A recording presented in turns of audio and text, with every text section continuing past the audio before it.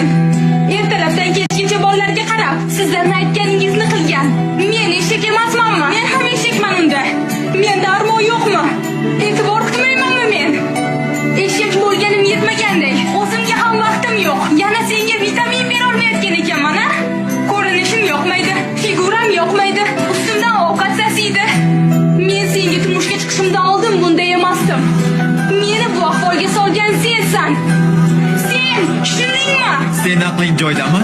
Meni nima aybim bor? Men nima qildim? O'zingga bir qara. Na bo'yanishni, na yasan-tusan qilishni bilasan.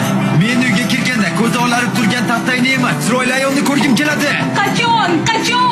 Seni kiringni yuvib yurib bo'yanamanmi? Yo bolalaringning orqasidan yugurib yuribmi? Yoki oshxonada yurib kiyinamanmi? Uyni ishlari tugamaydi, maqsad. Sen bilan gaplashgim kelmayapti. Albatta gaplashgim kelmaydi, albatta. Men qiziq emasman-ku senga. Bilasanmi nega? Sababi sen alohida rivojlanib ketgansan. Meni bu oshxonaga qamading-da, o'zing bo'lak ketding. Men bu yerda bolalarni tug'arkanman, katta qilarkanman, boqarkanman, uyda o'tirarkanman.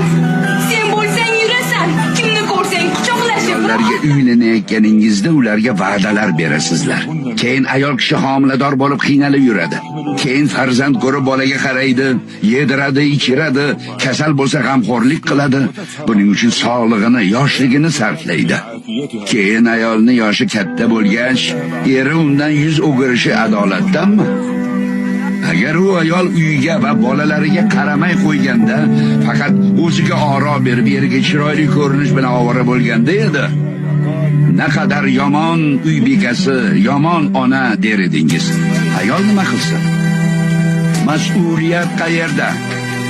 Ayollaringiz borasida Allohdan qo'rqinglar.